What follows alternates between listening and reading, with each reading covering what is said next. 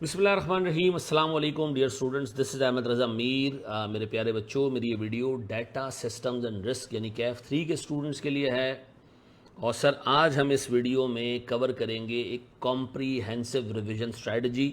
ठीक है जी। इस वीडियो में इस रिवीजन स्ट्रेटजी के अलावा मैं क्या क्या डिस्कस करूँगा, मैं डिस्कस करूँगा पेपर का पैटर्न, क्योंकि ये पेपर हमारे पास लास्ट अटैम्प्ट में ही ऐड हुआ है और उसकी एक ही अटैम्प्ट हुई है। तो पेपर का पैटर्न हम डिस्कस करेंगे कि इसमें कितने सेक्शंस हैं, एमसीक्यूज़ कितने मार्क्स के होते हैं, केस स्टडीज़ होती हैं या सिंपल हमारे पास जो है वो नैरेटिव क्वेश्चंस होते हैं। फिर मैं सर सिलेबस पे बात करूंगा ज़रा कि हमारे पास जो सिलेबस में मार्क्स एलोकेट हुए हुए डिफरेंट एरिया के, क्योंकि नाम से ही ज़ाहिर है data systems and risk. Paper के 3 कंपोनेंट हैं, सिलेबस के 3 कंपोनेंट्स हैं, इनके मार्क्स कितने हैं, ठीक है जी, और लास्ट अटैम्प्ट में उसकी टेस्टिंग कैसे हुई। फिर सबसे वैल्यूएबल चीज़ सर, एक फोल्डर का लिंक मैं आपसे शेयर करूंगा गूगल ड्राइव का, जिसमें हमने बहुत सारी चीज़ें जो है वो ऐड की हुई हैं जो एग्ज़ाम में आपको रिवीजन में बहुत ज़्यादा काम आएंगी और चीज़ों को समेटने में आपकी बहुत हेल्प होगी उसके अंदर। ठीक है जी। उसमें क्वेश्चंस भी हैं, केस स्टडीज़ भी हैं, एमसीक्यूज़ भी हैं। मतलब एक प्रॉपर तैयारी के लिए, चीज़ों को क्लोजअप करने के लिए जो टूल्स आपको चाहिए, जो चीज़ें आपको चाहिए, वो सारी इस एग्ज़ाम फोल्डर में आपको मिल जाएंगी, जो मेरी इसी वीडियो के नीचे जो है वो लिंक अवेलेबल होगा। फिर सर एक थॉरो डिस्कशन हमने करनी है इंटायर सिलेबस की। ठीक है जी। एक एक चैप्टर को मैं पिक करूंगा, ठीक है जी, और उसकी डिटेल डिस्कशन करूंगा कि इसके किस एरिया को आपने रट्टा मारना है, किस एरिया में अपनी चीज़ें याद करनी है, किस में आपने सिर्फ चीज़ों को देखना है, एग्जाम्पल्स रीड करनी है, किस एरिया से केस स्टडीज़ एक्सपेक्टेड हैं। एक्सपेक्टेड का मतलब ये कि सर उस एरिया को देखते हुए आपको नज़र आएगा कि यहाँ से एक प्रैक्टिकल सवाल बन सकता है। तो ये सारी डिस्कशंस एक एक करके हम करने जा रहे हैं। हम सबसे पहले पेपर के पैटर्न पे बात करते हैं और ये भी देखते हैं कि हमारे पास लास्ट अटेम्प्ट में जो सिलेबस टेस्ट हुआ है वो किस तरीके से हुआ है, सिलेबस के डेजिग्नेटेड मार्क्स कितने हैं। आए सबसे पहले हम पेपर के पैटर्न पे बात करते हैं। चलो जी, पेपर पैटर्न मेरे सामने है। ज़बरदस्ती का पेपर पैटर्न है, अदरवाइज़ पेपर का पैटर्न काफ़ी सिंपल हो सकता था। हमारे पेपर में 2 सेक्शन हैं। सेक्शन ए, इसके नंबर 45 से 55 हो सकते हैं। ठीक है जी। लास्ट अटेम्प्ट में जो इसकी टेस्टिंग हुई है वो तकरीबन 48 मार्क्स की हुई है। ठीक है जी। अच्छा, सेक्शन बी, ये भी 45 से 55 मार्क्स तक का है। ठीक है जी। लेकिन लास्ट टाइम सर इसकी टेस्टिंग 52 नंबर तक हुई है। ठीक है जी। 15 मार्क्स के इस पेपर में एमसीक्यूज़ हैं। पहला सवाल ही एमसीक्यूज़ का है। फिर सेक्शन ए में एक केस है और एक जो है वो थियोरेटिकल यानी नॉलेज बेस्ड क्वेश्चन है। मैं इसको के बी कह देता हूँ। एक नॉलेज बेस्ड क्वेश्चन है, एक केस है। ठीक है। सेक्शन बी में सर 2 केसेस हैं और 2 जो है वो नॉलेज बेस्ड क्वेश्चन हैं। लेकिन बिलीव मी कोई डिफरेंस नहीं है इस ऊपर वाले केस में और नीचे वाले केस में। यानी इफेक्टिवली हमने जो है वो पेपर को 2 हिस्सों में डिवाइड कर दिया, लेकिन इफेक्टिवली कोई बाइफर्केशन नहीं है। सेक्शन ए में डाटा भी पूछा जा रहा है, रिस्क का भी एक पोर्शन पूछ लिया। सेक्शन बी में डाटा भी है, रिस्क भी है, सिस्टम्स भी हैं। तो ख़ास तौर पर सेक्शन बी में जो है वो रिस्क और सिस्टम्स हैं। लेकिन अगेन आप दिमाग में रखिएगा, एक एमसीक्यू होगा, 3 केसेस होंगे और 3 जो है वो नॉलेज बेस्ड क्वेश्चन होंगे। और ये नॉलेज बेस्ड क्वेश्चन भी जो है ना वो दिख रहा होगा एक केस की फॉर्म में, लेकिन जब आप उसको डिटेल में पढ़ेंगे, सॉल्व करने जाएंगे, तो आपको पता चलेगा कि वो एक प्योर नॉलेज बेस्ड क्वेश्चन है। आपको चीज़ें किताब से पता होनी चाहिए थी in order to answer that question. ठीक है जी। तो एक 15 मार्क्स के एमसीक्यू का क्वेश्चन, 3 केसेस, 3 जो है वो knowledge based question, total 50 number, 100 number का paper. Believe me this is one of those papers जिसका सिलेबस बहुत छोटा है और बड़े थोड़े से टाइम में बहुत इफेक्टिव तैयारी हो सकती है इसकी। ठीक है जी। आए ज़रा हम सिलेबस पे बात करते हैं और फिर हम जो है वो डिटेल डिस्कशन देखने जाते हैं सिलेबस पे। सर अगर हम अपने सिलेबस की बात करें, हमारे सिलेबस 3 एरियाज़ पे मुहित है। हमारे पास सर डाटा का एरिया तकरीबन 35 से 45 नंबर का है। लास्ट टाइम 34 मार्क्स डाटा से टेस्ट हुए हैं और इस डाटा के मार्क्स में 6 नंबर एमसीक्यूज़ के थे और सर हमारे पास 28 नंबर जो है वो नैरेटिव क्वेश्चंस के थे। सिस्टम्स का एरिया 30 से 40 नंबर का है। 38 मार्क्स टेस्ट हुए लास्ट अटैम्प्ट में, जिसमें से 5 एमसीक्यूज़ थे और 33 मार्क्स की थ्योरेटिकल एस्पेक्ट चेक हुए। रिस्क 20 से 30 नंबर का है। ठीक है जी। 28 मार्क्स टेस्ट हुए, 4 नंबर के एमसीक्यूज़ थे और 24 नंबर के करीब का जो है वो नैरेटिव क्वेश्चन पूछा गया है। ठीक है जी। अगर आप देखें तो सर हमारे पास डाटा चैप्टर 1 से लेके 6 तक है, ये 7 से लेके 13 तक है, और ये सर 14 से लेके 17 तक है। अगर किसी स्टूडेंट का, ऑनेस्ट टू गॉड मैं आपको बता रहा हूं सर, पहला और तीसरा एरिया बहुत स्ट्रांग है ना, जिसके लिए इफेक्टिवली उसको किताब के पहले 6 चैप्टर और आखिरी के 9 चैप्टर्स कवर करने होंगे 17 में से। लेकिन अगर आप इसके मार्क्स देखें इवन लास्ट टाइम की टेस्टिंग के हिसाब से भी, तो ये दोनों मिला के तकरीबन 72 मार्क्स बनते हैं जिस पर टेस्टिंग हुई है। तो मेरे प्यारे बच्चों, अल्लाह के वास्ते डाटा को सुपर पक्का करना, रिस्क को अच्छे से करके चले जाना, सिस्टम्स में आपने सारी की सारी कवरेज कर लेनी है, मामला इंशाल्लाह ताला आपके हाथ में रहेगा। ऐसा है मेरे प्यारे बच्चों। अच्छा, मैं इस वीडियो के साथ अब एक वीडियो अटैच करने वाला हूं जिसमें काफ़ी डिटेल में जो है वो सिलेबस के एक एक एरिया को मैंने डिस्कस किया। कुछ उसमें से टॉपिक्स ऐसे भी हैं जो आप सिलेबस का पार्ट नहीं रहे, तो आप उसको हटा दीजिएगा जब वो सामने आए, आपको पता चल जाएगा। किताब सामने रख के वो देखिएगा, लेकिन मैं एक छोटी सी एग्जाम टिप्स देने के बाद आपके साथ वो वीडियो शेयर कर रहा हूँ। इसी के साथ वो वीडियो कनेक्टेड है, कंटिन्यूशन में चलेगी। सर मेरी टीम ने अल्हम्दुलिल्लाह आपके लिए बड़ा ज़बरदस्त काम किया है। सबसे पहले हमने MCQs की एक मुकम्मल किट आपके लिए बनाई है जिसमें 2000 MCQs हैं, और वो बड़े क्वालिटी वाले MCQs हैं, उसमें केसेस वाले MCQs हैं तकरीबन 1000 के करीब। और ये MCQs ही अगर आप सॉल्व कर लें ना, पूरा कोर्स रिवाइज हो जाएगा। यकीन करें, इतना कॉम्प्रिहेंसिव है, एक एक चीज़ के ऊपर MCQ बना हुआ है। ठीक है जी, ये जो मेरी इसी वीडियो के नीचे जो लिंक आ रहा है गूगल ड्राइव का, ये आपने वहां से पिक करना है। ये 2000 MCQs आपने सॉल्व करने हैं दिन के। यार आप तकरीबन 70-80 सॉल्व कर लो आराम, चैप्टर वाइज ब्रेक किया हुआ है हमने। ठीक है जी, तो आप आराम से एक एक चैप्टर को कवर करके चल सकते हैं। एक बच्चे ने बड़ा ज़बरदस्त काम किया, हमारी उस किताब को लिया और उसको ज़बरदस्त किस्म के एक HTML जो है वो डैशबोर्ड में कन्वर्ट कर दिया, आर्टिफैक्ट्स के अंदर कन्वर्ट कर दिया, और वो डैशबोर्ड आर्टिफैक्ट्स जो HTML का डॉक्यूमेंट है वो भी इसी वीडियो के लिंक में ही मौजूद है, गूगल ड्राइव के लिंक में मौजूद है। You can download it and it's a very good document. ठीक है जी, मतलब आप उसमें 2000 MCQ सॉल्व करें, लाइव टेस्टिंग हो रही होती है, आपको पता चल रहा होता है आपका जवाब कौन सा सही है कौन सा गलत है। मैं बच्चे का नाम भूल रहा हूँ, बट मैं अपनी इस वीडियो में इसके अंदर उसका नाम ज़रूर डालूंगा जो मेरे ऊपर हुआ, उसको मैं थैंक यू बोलना चाह रहा हूँ। ज़बरदस्त तरीके से उस बच्चे ने हमें काम करके दिया। फिर 50 केस स्टडीज़ सर आपके लिए जो है वो बनाई गई हैं, हमारी टीम ने जो है उस पर बड़ा काम किया है, ख़ास तौर पे अब्दुल्ला ने इस पर बड़ा काम किया। 50 केस स्टडीज़ आपको मिलेंगी, ये 50 की 50 केस स्टडीज़ पूरे कोर्स में से जो है वो पिक की गई हैं। ये सॉल्व कर लें, पूरा कोर्स आपका इंशाल्लाह घूम जाएगा। एंटायर कोर्स की समरीज, ठीक है जी, इसी तरह आर्टिफैक्ट्स के ऊपर जो है वो HTML डॉक्यूमेंट्स के फॉर्म में हमारे पास मौजूद है, इसी वीडियो के नीचे मैं आपसे शेयर कर लूँगा सर। और माइंड मैप्स एंटायर कोर्स के माइंड मैप्स भी आपसे मैं शेयर कर रहा हूँ ताकि आप चीज़ें याद करने के बाद उनको रिटेन रख सकें। इतना कुछ आपके पास है, मेहनत सिर्फ आपके एंड से करनी है। इस वीडियो के एंड पे मैं सर एक चीज़ और लगा रहा हूँ साथ में, जो मैं आपसे डिस्कस कर चुका हूँ कि एक पूरे कोर्स की जो है वो मैं जो है वो डिटेल्स आपके साथ शेयर करने जा रहा हूँ कि किस किस एरिया पे आपने क्या काम करना है, इंपॉर्टेंस किस एरिया की ज़्यादा है, किस पे से केस बन सकता है, किसको आपने रटना है, ये सारी चीज़ें हम देख रहे हैं। लेकिन कुछ इंपॉर्टेंट चीज़ें जो मैं डिस्कस करने जा रहा हूँ सर, आखिरी 2 मिनट में आपकी और लूँगा। देखिए, एक चीज़ याद रखिएगा, DSR में आपने कोर्स 100% कवर करना है। ठीक है जी, 100% आपने कवरेज करनी है। अल्लाह के वास्ते कोई चीज़ छोड़कर मत जाना, रीड कर लेना ढंग से, चीज़ रिटेन रह जाएगी, याद रह जाएगी। अगर आपका कोर्स 100% आपकी नज़रों के सामने से घूमा हुआ है, उसमें मेजॉरिटी चीज़ें आपको, जिस तरह मैं अभी वीडियो के आगे बताऊंगा कि आपको याद कौन सी चीज़ें करनी है और समझनी कौन सी चीज़ें, वो आपने की हुई हैं, इंशाल्लाह ताला कोई मसला नहीं होगा। दूसरी चीज़ सर, आपने ये 50 केसेस सॉल्व करके जाने हैं। ठीक है जी, ये केसेस आप सॉल्व करोगे, यकीन करो आपकी तैयारी पेपर लैब के लेवल की हो जाएगी। आपने ये केसेस लाजमी लाजमी लाजमी लाजमी सॉल्व करना है। ठीक है जी। फिर सर, हमारे पास स्मार्ट स्टडी, आपने डाटा के पोर्शन को, जो कि छोटा है, आसान है, पक्का करके जाना है। रिस्क के पोर्शन को पक्का करके जाना है, खास तौर पे इसमें सर जो दरमियान के 2 चैप्टर्स हैं बड़े वाले, 15 और 16। ठीक है जी, 14, 15 और 16, इन तीनों को तो घोल के पी के जाना। ठीक है जी, सिस्टम्स में आप चीज़ें कवर कर लोगे ना, एक आध चीज़ ऐसी है कि ऊपर नीचे हो भी गई ना तो भी हिसाब किताब निकाल लोगे, चीज़ें कर लोगे। ठीक है जी सर, जितना काम करते जा रहे हो एक सिंगल पेजर बनाते जाओ, सिंगल पेजर बनाते जाओ फॉर एवरी चैप्टर, 2 पेजेस बना लो, हर उसको सिंगल पेजर को ना बार बार रीड करते रहो।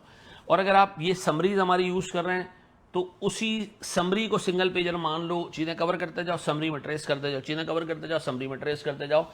यार अगर आप ये कर पाए ना अगले 30 दिन, इंशाल्लाह आप आराम से पेपर पास कर लेंगे। दिन के 2-2.5 घंटे इस चैप्टर को, इस सब्जेक्ट को दो, ये आराम से पास हो सकता है। 50 केस स्टडीज अल्लाह के वास्ते, कोर्स कवरेज अल्लाह के वास्ते, 2 एरियाज में बहुत ज़्यादा काम अच्छे से करके जाना। और सर हमारे पास सिंगल पेजर और ये MCQs 2000, ये आपने तरीके से सॉल्व करने। आए ज़रा वो डिटेल्ड वीडियो इसके साथ अटैच करते हैं और देखते हैं जनाब हम उसको, और यही हम जो है वो अपनी वीडियो का अख्ताम करेंगे। उस डिटेल वीडियो में याद रखिएगा कुछ टॉपिक्स ऐसे होंगे, मैंने लास्ट टाइम में बनाई हो, कुछ टॉपिक्स ऐसे हैं जो कोर्स में से निकाल दिए गए, तो आप ICAP की नई किताब सामने रख के उसको देखना। आपको हर चैप्टर में एक आध केस ऐसा मिलेगा, एक आध जगह ऐसी मिलेगी जो कोर्स से निकाल दी गई है। टोटल 10 छोटे छोटे ऐसे कोर्स से निकाले गए, वो आप देख लीजिएगा, आपको आराम से पता चल जाएगा ये कोर्स में है और ये नहीं। बहुत मामूली सी चीज़ें हैं, ठीक है जी। किताब सामने रखिएगा, एवरीथिंग विल बी फाइन, इंशाल्लाह आपको समझ आता रहेगा। सर अगले 30 दिन मेरी टीम, मैं आपके साथ हैं, हमारे कस्टमाइज बैच में, हमारे रेगुलर बैचेस में इंशाल्लाह ताला भरपूर तरीके से आप चीज़ें देखिएगा। अल्लाह आपका हामी और नासिर हो मेरे बच्चों, इंशाल्लाह ताला ये पेपर हम पार करेंगे, ये पेपर हम पास करेंगे। आपने जितनी मेहनत की है, मेरी टीम ने जितनी आपके साथ मेहनत की है, मैंने जितनी मेहनत की है, इंशाल्लाह ताला ये मेहनत हमारी रायगा नहीं जाएगी। Thank you very much. मैं आपको बता रहा हूँ, बिस्मिल्लाहिर्रहमानिर्रहीम। सर एक स्टेप आगे बढ़ते हैं, एक एक चैप्टर को अब मैं पिक करूंगा और डिटेल में उसके एक एक लर्निंग आउटकम पे आपसे बात करूंगा, ठीक है जी। और सर उसके मार्क्स देखते हुए, उसकी प्रोफिशिएंसी देखते हुए, सिलेबस के हिसाब से हम ये असेस करेंगे कि आया इसमें से केस स्टडी बन सकती है, या इसके अंदर जो है वो थ्योरेटिकल क्वेश्चन टेस्ट हो सकता है, या इसके अंदर MCQs टेस्ट हो सकते हैं। जैसे हमारे पास चैप्टर 1 है सर, इसका प्रोफिशिएंसी लेवल है 1 और टेस्टिंग लेवल भी 1 है सिलेबस के हिसाब से, ICAP सिलेबस के हिसाब से, ठीक है जी। प्रोफिशिएंसी लेवल 1 का मतलब ये है कि सर इस पे प्लेन अंडरस्टैंडिंग टेस्ट होती है जितनी किताब में दी हुई है, और T1 का मतलब ये 8 नंबर का मैक्सिमम सवाल आ सकता है। तो इस हिसाब से इस पे केस स्टडी आने के चांसेस कम है, इंपॉसिबल नहीं है, कम है, ठीक है जी। और सर इस पे थ्योरेटिकल क्वेश्चन टेस्ट हो सकता है और MCQs टेस्ट हो सकते हैं, ठीक है जी। अब सर इसमें लर्निंग आउटकम्स हैं 5। पहला हमारे पास टाइप्स ऑफ डाटा है। सर हमारे पास जो 2 टाइप्स ऑफ डाटा है सर, क्वालिटेटिव, क्वांटिटेटिव, और उसकी 2 टाइप्स हैं। आपने इनकी सर डेफिनेशन याद करनी है बस, ठीक है जी। मीनिंग पे आपने फोकस करना है। आपको इसके अंदर एग्जांपल्स और यूजेस ये याद करने की कोई जरूरत नहीं है, इस पे केस आने का चांस ना होने के बराबर है। हाँ टेस्ट हो सकता है MCQs में sir. Categories of data, structured, unstructured, semi structured, ठीक है जी। खुदा के वास्ते स्ट्रक्चर्ड, अनस्ट्रक्चर्ड, सेमी स्ट्रक्चर्ड आपने दिमाग में रखना है, डेफिनेशन देखनी है, लेकिन इस स्ट्रक्चर्ड, सेमी स्ट्रक्चर्ड और अनस्ट्रक्चर्ड के अंदर जो यूजेज हैं सर, ये आप रीड कर लिया तो बहुत बड़ी बात होगी, इसका रट्टा बिल्कुल नहीं लगाना, ना इसकी एग्जांपल्स और ना इसके यूज केसेस, यूजेस नहीं भाई, ये नहीं करना, ठीक है जी, क्योंकि इसके नंबर ही 8 हैं, इस पे कोई केस स्टडी बन के मुश्किल है। हाँ ये जो 2 टर्म्स हैं, सेंटिमेंट एनालिसिस और नेचुरल लैंग्वेज प्रोसेसिंग, ये देख के जाइएगा, ये MCQs में भी टेस्ट हो सकते हैं और इसके ऊपर कोई क्वेश्चन भी बन के आ सकता है, ठीक है जी। फिर हमारे पास सर सोर्सेज ऑफ डाटा है, प्राइमरी सोर्स, सेकेंडरी सोर्स, इसको देख लीजिएगा, ठीक है जी, अच्छे से। और इस पे ये हो सकता है कि आपको एग्जामिनर एक लाइन से कोई 5-6 डाटा दे दे और बताया कि पूछे तुमसे कि बताओ ये प्राइमरी है, ये सेकेंडरी है, ये इंटरनल है, ये एक्सटर्नल है, तो सोर्सेज आप अच्छे से देख लीजिएगा। लेकिन अगेन इसमें कोई डिटेल में याद वाद करने की जरूरत नहीं है, सिर्फ डेफिनेशन आपको पता होनी चाहिए और आपको क्लासिफिकेशन खुद आनी चाहिए। हाँ इस पे केस आ सकता है, जैसे मैंने आपको भी बताया कि आपको एग्जाम में कोई 5-6 इंफॉर्मेशन दे रहे 10 के करीब और आपसे कहे बताओ ये इंटरनल है या एक्सटर्नल है, ठीक है जी, ये प्राइमरी है सेकेंडरी। फिर sir data, importance of data collection, ठीक है जी, इसको देख लीजिएगा। इसमें जो कैरेक्टरिस्टिक्स हैं क्वालिटी डाटा के, वो देख लीजिएगा अच्छे से, उसकी हेडिंग्स याद कर लीजिएगा। रट्टा लगाने की कोई जरूरत नहीं है, आपको ये पता होना चाहिए कि सर एक्यूरेट का मतलब क्या है, अनबायस्ड का मतलब क्या है, रेलेवेंट का मतलब क्या है, ये आपको पता होना चाहिए, ठीक है जी। अच्छा एथिकल कंसिडरेशंस, सर हमारे पास प्राइवेसी, सर हमारे पास जो एथिकल कंसिडरेशंस हैं, बाकी की ट्रांसपेरेंसी है सर, बाकी सारी चीजें 4 एथिकल कंसिडरेशंस हैं, वो देख के जाइएगा। उसकी आपको मेन हेडिंग्स याद हो, ठीक है जी, और अंदर का रीजनेबल जो है वो डेफिनेशन आपको याद हो, ठीक है जी, जितना किताब में दिया हुआ ये 4, ट्रांसपेरेंसी, प्राइवेसी, सिक्योरिटी और फेयरनेस। बाकी कोई चीज याद करने की जरूरत नहीं, केस स्टडीज वगैरह का कोई रट्टा वट्टा नहीं मारना, इसकी बस डेफिनेशन आपको याद होनी चाहिए। हाँ ये हो सकता है कि वो आपको एग्जाम में एक सिनेरियो दे सकता है कि भाई ये 5-6 मसले हैं, बताएं इसमें कौन सी जो है ना वो चीज हिट हुई है, प्राइवेसी हिट हुई है, ट्रांसपेरेंसी हिट हुई है, सिक्योरिटी हिट हुई है, फेयरनेस हिट हुई है, ठीक है जी। आई होप आप इसको देख लोगे।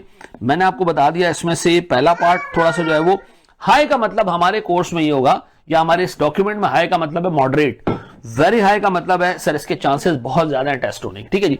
एवरेज का मतलब है या लो का मतलब है इसके चांसेस टेस्ट होने के कम। अगेन भाईजान ये एक प्रोफेशनल हंच होता है, मे बी जिसमें मैंने एवरेज लिखा है ये सबसे पहला सवाल आ रहा हो पेपर में, ठीक है जी। तो इसको आप अपने तौर पे देख के जाइएगा।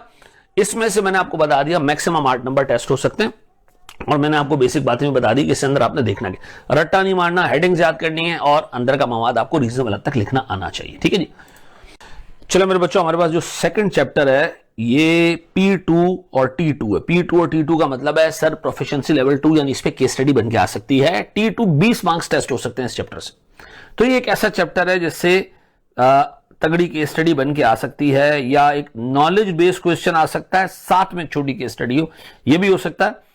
ड्राई एरिया थ्योरेटिकली बहुत जो है वो ड्राई एरिया है, इसके अंदर बहुत सारी छोटी छोटी बहुत सारी चीजें, लेकिन कोई एक चीज भी ऐसी नहीं जो बिल्कुल बड़ी चीज हो, सिवाय एक आध चीज जो अभी हम नीचे जाके देखेंगे। अच्छा, सबसे पहले तो सर इसके की ऑब्जेक्टिव्स देख लीजिएगा, सिर्फ रीड कर लीजिएगा तरीके तमीज से, ठीक है जी। हेडिंग्स याद कर लीजिएगा। फिर हमारे पास कंपोनेंट्स एंड डाटा गवर्नेंस के, भैया ये बहुत इंपॉर्टेंट है, ठीक है जी। इसको बहुत तमीज तरीके से हर एक कंपोनेंट को देखना, खास तौर पर डाटा लाइफ साइकिल जो आ रहा है एंड में, उसके स्टेप्स याद रखिएगा। लेवल ऑफ गवर्नेंस सर मेरे हिसाब से एक थ्योरेटिकल एरिया है, आने का चांस इसका इतना ज्यादा नहीं है, लेकिन ये याद रखिएगा कि सर इसकी हेडिंग्स और इसमें जो की एक्टिविटीज हैं हर लेवल के अंदर, वो जरा देख लीजिएगा। और एंड में जो इसका एक इंटर कनेक्शन आता है ना, स्ट्रेटेजिक टेक्टिकल, और उसके अंदर वो देख लीजिएगा बस, ठीक है। रीड कर लीजिएगा और हेडिंग्स याद कर लीजिएगा। डाटा क्लासिफिकेशन सर हमारे पास पब्लिक डाटा कौन सा है, प्राइवेट डाटा कौन सा है, हाईली सेंसिटिव डाटा कौन सा है, इस तरह की जो चीजें, ये एक एक दो दो लाइन हर एक के ऊपर याद कर लीजिएगा। एग्जाम्पल्स पे मत जाना, लंबी चौड़ी कहानी नहीं है, ठीक है जी। इस पे केस आ सकता है, हाँ ये देखिए केस क्या आ सकता है इस पे, वो आपको एक डाटा दे दे, करेक्टरिस्टिक्स बता दे और आपसे पूछे बताएं ये डाटा किस क्लास का है, ये हाईली सेंसिटिव डाटा है, सेंसिटिव डाटा है, ये पब्लिक डाटा है, ठीक है जी। इस तरह की चीजें आपसे पूछ सकते हैं, गवर्नमेंट डाटा, इस तरह की चीजें आपसे पूछ सकते हो, ठीक है जी। स्टोरेज सर कितने टाइप की स्टोरेज है, ऑन प्रेमिसेस है, क्लाउड है, ये बहुत बेसिक चीज है, मेरा नहीं ख्याल है कि इस पे सवाल पूछ सकते हैं, क्योंकि आगे पूरा पूरा चैप्टर है इसके ऊपर। डाटा इंटेग्रिटी ये बहुत ही इंपॉर्टेंट एरिया है इस पर्टिकुलर का, ठीक है जी। 4 किस्म की इंटेग्रिटीज हैं और सर फिर हमारे पास 4 मिटिगेटिंग स्ट्रेटजीज हैं। तो उन 4 इंटीग्रिटीज और मिटिगेटिंग स्ट्रेटजीज को मैप किया गया एक टेबल के अंदर, ये टेबल जरूर याद कर लेना भाई, ठीक है जी। डाटा सिक्योरिटी एक ऐसी चीज है जो आगे भरपूर तरीके से सर रिस्क के चैप्टर्स में डिस्कस हुई भी है, तो यहां बस सरसरी तौर पर डिस्कस हुआ है, आप देख लीजिएगा। डाटा स्टीवर्डशिप, मेटा डाटा, ये 2 ऐसी चीजें हैं जिसपे केस स्टडी तो नहीं आ सकती, लेकिन थ्योरी पे एक अच्छा सवाल पूछा जा सकता है कि मेटा डाटा के बताएं, उसकी टाइप्स बताएं, ठीक है जी। फिर डाटा स्टीवर्ड है, उसकी रिस्पॉन्सिबिलिटीज बताएं। फिर जी कंप्लायंस वाले का एक हिसाब किताब है कि कौन कौन से लॉ अप्लाई होते हैं, ये मेरा नहीं ख्याल है कि टेस्ट हो सकता है, इस तरह की चीजें, लेकिन खैर रीड कर लेना एक दफा, ठीक है जी। फिर इमर्जिंग टेक्नोलॉजीज, अल्लाह के वास्ते ये देख लीजिएगा, लेकिन खास तौर पे इसमें होमोफॉर्मिक और पता नहीं फेडरेशनल, पता नहीं 2 हैं आखिर की 2, वो जरूर देख लीजिएगा। वो यूनिक है थोड़ा सा, जो है वो चीज उसमें टेस्ट हो सकती है। सर ड्राइवर्स और बेस्ट प्रैक्टिसेस, ठीक है जी, इसको टाइम मिले तो रीड कर देना, अदरवाइज मटी पाओ, ठीक है जी। डाटा गवर्नेंस के चैलेंजेस, सर इस पे जो है वो अच्छा हिसाब किताब आ सकता है, वो आपको एक सवाल दे सकता है और कहेगा जी कंपनी डाटा गवर्नेंस के सेटअप को लाना चाह रही है, एक फ्रेमवर्क लाना चाह रही है, लेकिन घबरा रही है कि कोई मसला ना हो जाए, तो बताएं क्या क्या मसले हो सकते हैं, ये आपको एक सिनेरियो दे सकता है। तो सिनेरियो के लिहाज से मेरे हिसाब से इस पर्टिकुलर उसमें जो है वो जो सवाल आ सकता है, वो अगर मैं नीचे से चलना शुरू करूं, ये बहुत इंपॉर्टेंट है सिनेरियो के हिसाब से, मैं इसको ऐसे कर दूं, पीला कर दूं, सिनेरियो इसमें आ सकता है सर। अच्छा, फिर हमारे पास सिनेरियो जो है वो डाटा की क्लासिफिकेशन पे आ सकता है, छोटा सा सिनेरियो इस चीज के ऊपर आ सकता है। बाकी छोटे सिनेरियोस टेस्ट हो सकते हैं, लेकिन इस चैप्टर से मुझे लगता है कि सर सवाल बन के आएंगे, इसको जरा तरीके और तमीज से देख लीजिएगा, ठीक है जी। एक स्टेप आगे बढ़ते हैं सर। बिस्मिल्लाहिर्रहमानिर्रहीम। सर हम चैप्टर 3 की तरफ चलते हैं जनाब। चैप्टर 3 हमारे पास एक टेक्निकल चैप्टर है छोटा चैप्टर, बड़ा चैप्टर नहीं है, छोटा सा चैप्टर है, टेक्निकल है, ठीक है जी। रैंकिंग में ये P2 T1 है। P2 का मतलब है थोड़ा सा टेक्निकल सवाल इस पे आएगा, मे भी छोटी केस स्टडी आ सकती है, और T1 का मतलब है मैक्सिमम 8 नंबर का टेस्ट हो गया सवाल।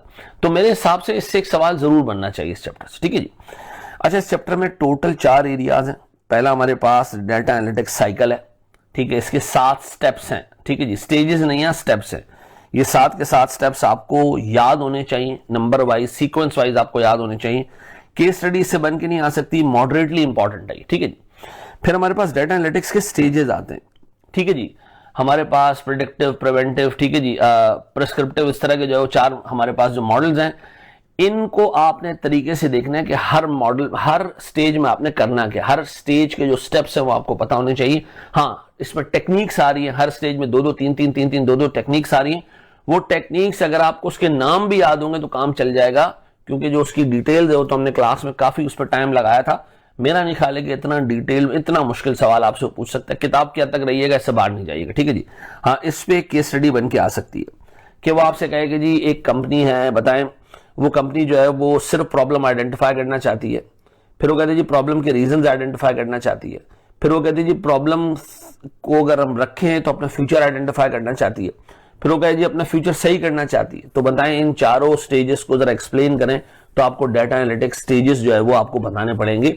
और मेरे ख्याल में जो केस भी होगा वो रट्टे वाला ही केस होगा, उसमें जवाब रट्टे वाला ही लिखा जा सकता है। अच्छा, फिर हमारे पास सर एप्लीकेशन है।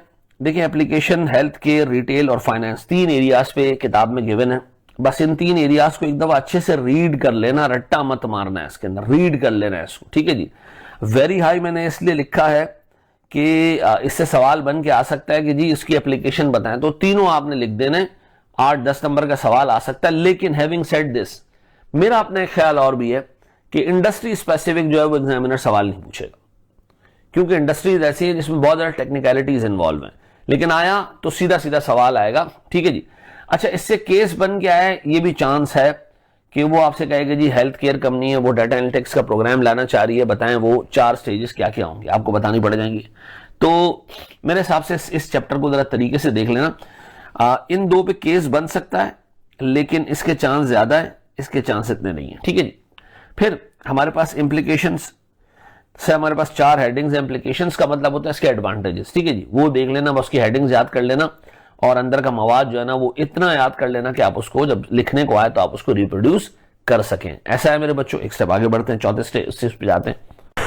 चलिए मेरे बच्चों, वेरी वेरी इंपॉर्टेंट चैप्टर 4, 15 से 20 नंबर का सवाल इससे उठ के आएगा, ठीक है जी। इसका रैंकिंग है P2 T2 P2 T2 का मतलब है भैया इससे एक एप्लीकेशन वाला सवाल आ सकता है और इससे 20 नंबर तक के सवाल पूछे जा सकते हैं, ठीक है जी। 15 यहां गलत लिखा हुआ है, ये 20 नंबर के सवाल हो सकते हैं। डन। इससे अच्छी केस स्टडी आ सकती है और एमसीक्यूज इससे शायद आए, आखिरी के 2 चीजों में एमसीक्यूज आ सकते हैं, ठीक है जी। लेकिन इससे एक अच्छा तगड़ा केस स्टडी का सवाल आ सकता है, रिप्रोड्यूस करने वाले सवाल आ सकते हैं। सबसे पहले बिग डाटा के कैरेक्टरिस्टिक्स हैं, 5 V's हैं, इससे एमसीक्यूज भी बन सकते हैं और इससे एक अच्छा रिप्रोडक्शन वाला क्वेश्चन भी बन सकता है, थ्योरी वाला क्वेश्चन, ठीक है। Sources of big data, 4 sources हमारे पास, ठीक है जी। इस पे एक छोटी सी केस स्टडी आ सकती है कि भाई एक ऑर्गेनाइजेशन जो है ना वो बिग डाटा को यूज करना चाह रही है, तो और उससे बेनिफिट लेना चाह रही है। सोर्सेज भी बता दें, मेथड्स भी बता दें, ये दोनों इक्वली इंपॉर्टेंट है, ठीक है जी। तो 4 सोर्सेज हैं, 4 मेथड्स हैं। अपेरेंटली बहुत सारी चीजें ओवरलैपिंग लगेगी, लेकिन 4 सोर्सेज 4 मेथड है, देख लेना है इसको। फिर 4 इंडस्ट्रीज के ऊपर जो है वो एग्जामिनर ने, यानी किताब वाले बनाने वाले ने 4 इंडस्ट्रीज पे बिग डाटा की एप्लीकेशन बताई है। इसको आप सिर्फ रीड कर लेना, ठीक है जी। 4 इंडस्ट्रीज है, इसके अंदर हेल्थ केयर है, मैन्युफैक्चरिंग है, इस तरह की चीजें कि कहां कहां पर बिग डाटा किस तरह इस्तेमाल होता है। एक 1.5 लाइन 2-2 लाइन आपको याद होनी चाहिए इसके, ठीक है जी। याद का मतलब है आपको पता होना चाहिए, अगर लिखने को आ जाए चांस कम है इसका, ठीक है। चैलेंजेस, इस पे एक अच्छा तगड़ा सवाल आ सकता है कि एक ऑर्गेनाइजेशन बिग डाटा को यूज करना चाह रही है, उसके पास ये वसाइल हैं, इतना बिग डाटा पड़ा हुआ है, बताएं कैसे, क्या मसले आ सकते हैं उसको बिग डाटा इस्तेमाल करते हुए, ठीक है जी।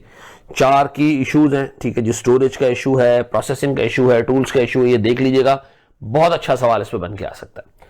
फिर आखिरी के 2 जो है ना, ये ऐसी चीजें हैं जिसमें ट्रेंड्स हैं और बिग डाटा टेक्नोलॉजी यानी सॉफ्टवेयर है, ठीक है जी। इनको आप रीड कर लेना तरीके से, हेडिंग्स याद कर लेना इसकी, ये एमसीक्यूज के लिए बहुत जबरदस्त सवाल इससे निकल के आ सकते हैं। याद रहेगा मेरे बच्चों, ये तगड़ा चैप्टर है खुदा के वास्ते, खास तौर पे इसके अंदर रट्टे वाली ये चीज है, ये रट्टे वाली है। इन 2 पे एक केस आ सकता है मिला के, इसको सिर्फ आपने रीड करना है, इस पे केस आ सकता है और इन 2 को भी आपने सिर्फ तरीके से रीड करना है। डन है जी।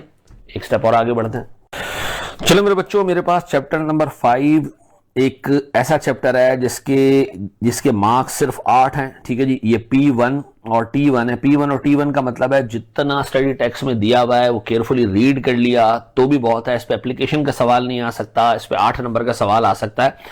अच्छा जी, हमारे पास सबसे पहले characteristics of database management systems हैं, ठीक है जी। देखिए मैंने आपको एक डायग्राम पूरी बना के दी थी कि 5 आपके पास कंपोनेंट्स हैं, ठीक है जी। ट्रांजैक्शन मैनेजर है, सिक्योरिटी मैनेजर है, ठीक है जी। हमारे पास क्वेरी मैनेजर है, स्टोरेज मैनेजर है। ये है क्या क्या नाम इनके कैरेक्टरिस्टिक्स क्या है, इनकी रिस्पॉन्सिबिलिटीज क्या है, ये आपको पता होना चाहिए। फंक्शंस आपको पता होने चाहिए। इस पे केस स्टडी बेस्ड क्वेश्चन तो नहीं आ सकता, लेकिन इस पे एक अच्छा जो है वो रिप्रोड्यूस करने वाला क्वेश्चन आ सकता है कि आपसे नॉलेज बेस्ड क्वेश्चन पूछ ले। फिर हमारे पास सर ACID मॉडल। सर ये हमारे पास कैरेक्टरिस्टिक्स हैं एक अच्छे और प्रॉपर डेटाबेस के।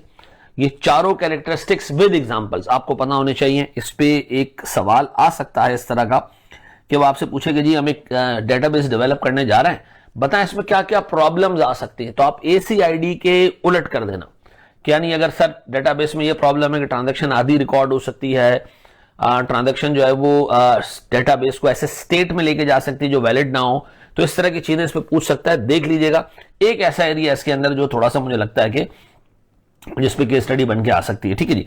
अच्छा, फिर हमारे पास एडिशनल कैरेक्टरिस्टिक्स, इसकी सिर्फ हेडिंग्स देख लेना और थोड़ी बहुत एक्सप्लेनेशन याद कर लेना एक एक लाइन की बस, ठीक है। इससे केस स्टडी नहीं बनेगी इंशाल्लाह, बनने का चांस कम है। डेटाबेस इंडिपेंडेंस और डेटाबेस आर्किटेक्चर, ठीक है जी। ये दोनों कॉन्सेप्ट्स इंटरकनेक्टेड हैं, ठीक है जी। 3 स्कीमाज हैं और उनमें डेटा इंडिपेंडेंस के ऊपर बात की गई है। ये कॉन्सेप्ट अच्छे तरीके से देख लेना, जहन में बिठा लेना, ठीक है जी। इसकी हेडिंग्स याद कर लेना। मेरा अपना हंच ये कि शायद इस पार्ट से केस स्टडी पूछी जाए और केस स्टडी भी यार छोटी होगी, 6 से 7 नंबर की, इतनी लंबी चौड़ी नहीं, मार्क्स चैप्टर के 8 हैं टोटल। और अगेन शायद ऐसा भी हो जिसके चांसेस बहुत ज्यादा हैं कि एक भी केस स्टडी से ना है, ठीक है जी। और सिर्फ नॉलेज बेस्ड क्वेश्चन है और आप ये डेटा इंडिपेंडेंस और 3 स्कीम आर्किटेक्चर पे सवाल पूछ रहे। नीचे वाले जो 3 एरियाज है ना, ये 3 एरियाज ऐसे हैं जिसमें वो टेक्नोलॉजीज भी डिस्कस हुई हुई है जो 1970 में आई है, ठीक है जी। 1970-80 में आई, फिर उसके बाद उसको दूसरे ने रिप्लेस किया, तीसरे ने रिप्लेस किया। तो ये नॉलेज के लिए तो था, लेकिन मेरा नहीं ख्याल है कि इससे कोई एग्जामिनेबल चीज टेस्ट हो सकती है। इसको वक्त मिले तो रीड कर लेना, अदरवाइज अल्लाह ऑफिस के आगे बढ़ जाना। ऊपर वाली चीजों से 8 नंबर के सवाल इंशाल्लाह आराम से बन जाएंगे, लेकिन इसको अगर टाइम मिले तो रीड जरूर कर लेना, ठीक है जी। एक स्टेप आगे बढ़ते हैं सर हम। फिर हमारे पास आता है सर हमारा चैप्टर नंबर 6। चैप्टर नंबर 6 से है 20 नंबर। चैप्टर नंबर 6 है हमारे पास P2 और T2 और इसमें सबसे पहला एरिया जो है डेटाबेस नॉर्मलाइजेशन। ये अभी तक मैंने नहीं कराया, ठीक है जी। इसका एक लेक्चर मैं अपलोड करूंगा, तकरीबन 1 घंटे का लेक्चर होगा, उसको जरूर देखना, ठीक है जी। अभी आजकल मैं अपलोड कर दूंगा, मोस्ट प्रॉब्ली मंडे तक अपलोड कर दूंगा। ये सर हम अपने डेटाबेस को अच्छा रखने के लिए, ताकि उसमें रिडंडेंसी ना हो, फंसे ना हो, उसमें डेटा जो है वो एक ही चीज के ऊपर 5-5 टेबल्स ना बने हुए हो, तो हम डेटाबेस नॉर्मलाइजेशन का कॉन्सेप्ट लेकर आते हैं। इसमें हमारे पास सर वैसे तो दुनिया में इस वक्त 5 फॉर्म्स तक आ चुके हैं, लेकिन आपके कोर्स में 3 फॉर्म्स हैं। First normal form, second normal form, third normal form. इस पे सवाल पेपर में आ सकता है, केस स्टडी आ सकती है और आएगी भी। ये भी मैं जो है वो आपको बता सकता हूं कि एक ऐसा एरिया है जो एग्जामिनर के सामने ऐसे नाच रहा होगा और ये उठा के पेपर में डाला जा सकता है। चांसेस इसके ठीक ठाक हाई है, ठीक है। डेटा वेयर हाउसिंग सर हमारे पास एक कॉन्सेप्ट है। पुराना डाटा जो स्टोर करना होता है, हिस्टोरिकल डाटा, वो यहां आता है। करंट डाटा OLTP पे आता है। इन दोनों का कंपैरिजन टेस्ट हो सकता है कि बताओ दोनों में क्या फर्क है, ठीक है जी। और एक केस स्टडी आ सकती है कि ऑर्गेनाइजेशन करंट डाटा के लिए जो है वो OLTP यूज करेगा, पुराने डाटा के लिए डाटा वेयर हाउस यूज करेगा, तो इस पर एक छोटा सा केस आ सकता है। फिर हमारे पास सर एक्सट्रैक्ट, ट्रांसफर और लोड, ये एक प्रोसेस है हमारे पास डाटा वेयर हाउस में डाटा जमा करने का, ठीक है जी। ये देख लीजिएगा, इसके फंक्शंस और इंपॉर्टेंस याद कर लीजिएगा, इस पे कोई मजीद चीज याद करने की जरूरत नहीं है। फिर हमारे पास सर डेटाबेस आर्किटेक्चर है। इसमें हेडिंग्स याद कर लीजिएगा, छोटी छोटी हेडिंग्स हैं, 1.5 पेज का टोटल जो है वो कॉन्सेप्ट है। रीड कर लेना अच्छे से कि आर्किटेक्चर है क्या, डाटा वेयर हाउस बनता किस तरीके से, पहले क्या आता है, फिर हमारे पास डाटा जमा होता है, डाटा एक जगह स्टोर होता है, फिर डाटा जो है वो हमारे पास प्रेजेंट होता है। इस तरह की चीजें देख लीजिएगा। Schemas in data warehouse, मेरा नहीं ख्याल है कि सर ये टेस्ट हो, क्योंकि ये एक ठीक ठाक टेक्निकल एरिया है और इस पे ना केस बन सकता है। हाँ, रट्टे वाला सवाल मे भी बन जाए, लेकिन just give it a read, nothing else, ठीक है। डाटा मार्ट्स, इस पे एमसीक्यूज आ सकते हैं, इस पे रट्टे वाला सवाल पूछा जा सकता है। तो इफेक्टिवली इस एरिया को छोड़कर, स्कीमा को छोड़कर, ठीक है जी, बाकी सारा एरिया इसके अंदर इंपॉर्टेंट है। ठीक है जी, सारा एरिया इसके अंदर इंपॉर्टेंट है, तरीके से इसको देख लेना मेरे बच्चों। स्टेप आगे बढ़ते हैं हम और। अच्छा, एक चीज इसमें और याद रखिएगा कि इससे केस स्टडी बन के आने के चांसेस हैं, और मैंने आपको बताया कि केस स्टडी का ये एरिया इंपॉर्टेंट है। ठीक है जी, और केस स्टडी में इन दोनों का कंपैरिजन टेस्ट हो सकता है, इन दोनों का कंपैरिजन टेस्ट हो सकता है। ठीक है जी, थैंक यू। चलो मेरे बच्चों, हम सिस्टम के एरिया शुरू करने जा रहे हैं। चैप्टर नंबर 7, ये एक ऐसा चैप्टर है जिससे ठीक ठाक सवाल पूछे जाएंगे। 20 मार्क्स का इससे जो है वो सवाल पूछे जा सकते हैं, क्योंकि ये P2 और T2 है, यानी एप्लीकेशन बेस्ड सवाल भी आ सकता है, और सर इसके अंदर मार्क्स भी 20 हैं। हमारे पास सबसे पहले सर कंपोनेंट्स हैं आईटी सिस्टम्स एंड आर्किटेक्चर के, हार्डवेयर है, सॉफ्टवेयर है, स्टोरेज है, नेटवर्क है। अल्लाह के वास्ते जितना डिटेल में मैंने नोट्स में पढ़ाया है उतनी ही डिटेल में इसको देख के जाना, ठीक है, जिसके चांसेस भी अच्छे हैं। फिर हमारे पास सर आईटी सिस्टम लेयर्स हैं। सर एक मॉडल है ओएसआई मॉडल, आप उसको अगर रीड करना है, टाइम मिले रीड कर देना, अदरवाइज ये इंपॉर्टेंट एरिया नहीं है। रीड कर लो तो अच्छी बात है, 7 स्टेप्स हैं, उसके बस दिमाग में रख लेना, इसके ऊपर जाने की कोई जरूरत नहीं। कोई टेक्निकलिटी इसकी इतनी हाई है कि इस पे ना केस बन सकता है, रट्टे वाला सवाल भी जाया नहीं होगा इसके ऊपर, तो उसको देख लेना, रीड कर लेना अगर टाइम मिलता है तो। फिर हमारे पास sir IT systems, interactions and dependencies है, हार्डवेयर का सॉफ्टवेयर के साथ, हार्डवेयर का नेटवर्क के साथ, सॉफ्टवेयर का नेटवर्क के साथ, इस तरह की जो वो है इंटरेक्शंस हैं और डिपेंडेंसीज हैं, इसको देख लेना और दिमाग में बिठा लेना कि डिपेंडेंसी का मतलब क्या है, एक चीज दूसरे पे किस तरह डिपेंडेंट है। सवाल आ सकता है रट्टे वाले के जी 3 डिपेंडेंसीज बता दें। सर स्केलेबिलिटी एंड फ्लेक्सिबिलिटी, ये एक बहुत ही इंपॉर्टेंट एरिया है, इसके ऊपर एक तगड़ी किस्म की केस स्टडी बन सकती है। वो आपका एक कंपनी सिस्टम डिजाइन कर रही है, बताएं जी फ्लेक्सिबिलिटी, वो सिस्टम में जो है वो चाहती है कि फ्यूचर में उसके जो है वो और ऑपरेशंस बढ़ेंगे, नए नए प्रोडक्ट्स आएंगे, नई नई फंक्शनैलिटी आएगी, तो आपको सिस्टम में फ्लेक्सिबिलिटी चाहिए। फिर वो कहेगा जी आगे हमारे नंबर ऑफ यूजर्स बढ़ेंगे, तो आपको जो है वो स्केलेबिलिटी भी चाहिए। स्केलेबिलिटी सर वर्टिकल भी होती है, हॉरिजॉन्टल भी होती है। वर्टिकल का मतलब है एक ही मशीन में आप कैपेसिटी बढ़ाते जाओ, और हॉरिजॉन्टल का मतलब है नंबर ऑफ मशीन्स बढ़ा दो। वर्टिकल स्केलेबिलिटी की लिमिटेशंस भी इसी के अंदर दी हुई है, तरीके से तमीज से इसको पढ़ लेना, याद कर लेना, इस पे अच्छी केस स्टडी बन के आ सकती है। ठीक है जी। फिर हमारे पास सर बेस्ट प्रैक्टिसेस है, 4 बेस्ट प्रैक्टिसेस यहां दी हुई हैं एडवांटेजेस के साथ। आप इसमें एग्जांपल्स इग्नोर कर देना, लेकिन जो बेस्ट प्रैक्टिसेस हैं 4 वो दिमाग में बिठा लेना, देख के चले जाइएगा। अच्छा सवाल इस पे भी आ सकता है, थ्योरी का सवाल पूछा जा सकता है। लेटेस्ट ट्रेंड्स, सर हमारे पास सिर्फ हेडिंग्स देख लेना है, इसकी मजीद डिटेल में जाने की जरूरत नहीं है। छोटी छोटी 4-5 हेडिंग्स हैं, वो 4 हेडिंग्स आपने याद कर ली। प्रोग्रामिंग लैंग्वेज में 3 चीजें जो आपने देखनी है, एक तो टाइप्स है, इस पे आपने थोड़ा सा टाइम लगाना है, ये देख लेना, ठीक है जी। फिर हमारे पास सर की कंसिडरेशन है कि जब आप एक चीज बनाने के लिए कोई सॉफ्टवेयर आप डेवलप करें, कौन सी प्रोग्रामिंग लैंग्वेज यूज करनी है, तो ये कंसिडरेशन आप देख लीजिएगा। तीसरा इसके अंदर है इमर्जिंग ट्रेंड्स, इसको सिर्फ और सिर्फ रीड कर लेना मोर देन एनफ है, इसको मजीद डिटेल में जाने की जरूरत इस पे नहीं है। तो 7वें चैप्टर में अगर मैं देखूं तो सर हमारे पास ऑलमोस्ट ये वाला पार्ट छोड़ के और प्रोग्रामिंग लैंग्वेज के अंदर इमर्जिंग ट्रेंड्स छोड़ के बाकी सारी चीजें ऐसी है जिसपे अच्छे तगड़े सवाल बन के आ सकते हैं, तो इसको देख लीजिएगा। 20 मार्क्स इस चैप्टर से टेस्ट हो सकते हैं। फिर हमारे पास ईआरपी है।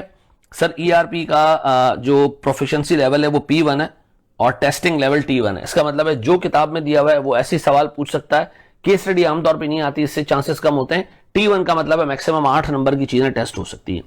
सबसे पहले हमारे पास कंपोनेंट्स हैं, की कंपोनेंट्स ईआरपी के। यार ये मॉड्यूल्स हैं, फाइनेंस मॉड्यूल है, सेल्स मॉड्यूल है, प्रोडक्शन मॉड्यूल है, इसके फंक्शंस और तुम एक दफा ढंग से रीड कर लिया ना तो खुद भी लिख लोगे इसके अंदर चीजें, ठीक है। अच्छा, फिर ईआरपी इंप्लीमेंटेशन का साइकिल है, 7 स्टेजेस हैं इसके अंदर। ये स्टेजेस आपको याद होने चाहिए सीक्वेंस के साथ, ठीक है। जो की स्टेप्स इसके अंदर थोड़े बहुत याद हुए तो भी काम चल जाएगा। बेनिफिट्स किताब में 10 दिए हैं, 7-8 तो आपको वैसे ही याद हो जाएंगे, वही याद रख लेना बहुत है। फिर हमारे पास सर ईआरपी की टाइप्स हैं, ऑन प्रेमिसेस है, ऑन क्लाउड है, हाइब्रिड है, ठीक है जी। इसको जरा सा देख लेना, इसके फीचर्स और एडवांटेजेस एंड डिसएडवांटेजेस उंगलियों पे याद कर लेना, पेपर में लिख लोगे, कोई टेंशन वाली बात नहीं है। इससे सवाल बन के आ सकता है, इससे सवाल बन के आए, एक सवाल इससे जरूर बन के आएगा, मुझे लग रहा है ऐसा, ठीक है, क्योंकि इतना जूसी सब्जेक्ट है ये एरिया है कि सवाल बन सकते हैं। फिर ईआरपी सिलेक्शन की कंसिडरेशंस, सर के ईआरपी सेलेक्ट करते हुए क्या क्या चीजें ध्यान में रखनी है, ठीक है जी। स्केलेबिलिटी है, फ्लेक्सिबिलिटी, इस तरह की चीजें ये दिमाग में रखिएगा। इस पर एक अच्छी केस स्टडी बन सकती है कि एक ऑर्गेनाइजेशन जो है वो ईआरपी इंप्लीमेंट करना चाह रही है, बताएं उसको क्या क्या चीजें देखनी चाहिए, ठीक है जी। फिर इम्प्लीमेंटेशन चैलेंजेस, ये हेडिंग्स याद कर लीजिएगा, इसकी छोटी सी जो है वो इसकी डिटेल तक एग्जांपल्स वगैरह याद करने की जरूरत नहीं है, बस हेडिंग्स आप याद कर लीजिएगा इसकी, और अंदर छोटा मोटा मटेरियल याद कर लेना। फिर ईआरपी और कोर बैंकिंग सिस्टम, खुदा के वास्ते इसको सिर्फ रीड करना है, इस पर टाइम वेस्ट नहीं करना। इंडस्ट्री स्पेसिफिक चीजें एग्जामिनर आमतौर पे किसी भी सब्जेक्ट में नहीं पूछता, ठीक है जी। तो अगर कोई कहे कि यार इसमें से बेकार चीज क्या है, तो ये बेकार चीज है, बाकी सारी चीजें ऐसी हैं जिसपे सवाल बन के आ सकते हैं। देख के जाइएगा अच्छे तरीके से, मुझे लग रहा है इस एरिया पे टेस्ट हो सकता है सवाल, ठीक है जी। चलो मेरे बच्चों, हमारे पास चैप्टर नंबर 9 इमर्जिंग टेक्नोलॉजीज का है। 7 इमर्जिंग टेक्नोलॉजीज हैं इसके अंदर। इस चैप्टर का प्रोफिशिएंसी लेवल 1 है, टेस्टिंग लेवल भी 1 है, ठीक है। जितना किताब में दिया है वही रिप्रोड्यूस करने को दे सकता है एग्जामिनर। केस स्टडी के चांसेस बहुत कम है इसमें से, और 8 नंबर मैक्सिमम यहां से जो है वो टेस्ट हो सकते हैं। इसमें सर हर एक जो एरिया है ना उसको उस टेक्नोलॉजी को सिर्फ बेसिकली डिस्कस किया गया, फीचर्स उसके डिस्कस किए गए, एडवांटेजेस, एप्लीकेशंस, इस तरह की चीजें डिस्कस हुई हैं। इसमें एआई एंड मशीन लर्निंग, इसके फीचर्स, एडवांटेजेस डिस्कस हुए हुए हैं, हेडिंग्स डिस्कस हुई हुई हैं, देख लेना। इस पे अगर सवाल बन के आया ना तो शायद इससे सवाल बन के आ जाए, यही कि अपने चैप्टर से ना आए, मुझे ऐसा लगता है, ठीक है। फिर इंटरनेट ऑफ थिंग्स, बहुत अच्छे तरीके से इस चैप्टर में उसको कवर किया गया है, सारे एस्पेक्ट्स देख के जाना। इस पे अगर केस स्टडी बन के आ गई तो आ सकती है वो आपसे कहेगा कि जी इंटरनेट ऑफ थिंग्स एक कंपनी लगाना चाह रही है, बताएं जी क्या एडवांटेजेस हैं, क्या डिसएडवांटेजेस है, क्या चैलेंजेस हैं, इस तरह के सवाल वो आपसे पूछ सकता है, ठीक है। तो शायद इसमें सबसे इंपॉर्टेंट मेरे पास ये एरिया है। ब्लॉकचेन बहुत ही बेसिक दिया हुआ है, उठा के देख लेना, हेडिंग्स देख लेना इसकी, बस की फीचर्स याद कर लेना, सीधा सिंपल सीधा सवाल है इसके अंदर, ठीक है जी, सीधे एरियाज इसके अंदर। 5G टेक्नोलॉजीज, इसके फीचर्स, एप्लीकेशंस, फ्यूचर इंपैक्ट्स, ये देख लेना सर, हेडिंग्स याद कर लेना। मेरे हिसाब से ये तीनों जो टेक्नोलॉजी है आगे वाली, AR और VR, इन तीनों पे MCQs टेस्ट हो सकते हैं। बहुत मुश्किल हुआ तो एक सवाल उठ के आ सकता है 6-7 नंबर का, 5 नंबर का, कि इनके फीचर्स और एप्लीकेशंस बता दें। क्वांटम कंप्यूटिंग, हाँ, एक तरफ जो है वो एक ऐसी चीज है जिसके आपने कैरेक्टरिस्टिक्स, फीचर्स और बेनिफिट्स ये याद करने हैं, क्योंकि ये थोड़ा सा टेक्निकल एरिया, मुश्किल है। इसके बस आपने फीचर्स और बेनिफिट्स की हेडिंग्स याद कर लेनी है, बाकी अंदर की चीजें लिख लेना। हाँ, इसमें सबसे इंपॉर्टेंट जो है वो एज कंप्यूटिंग है।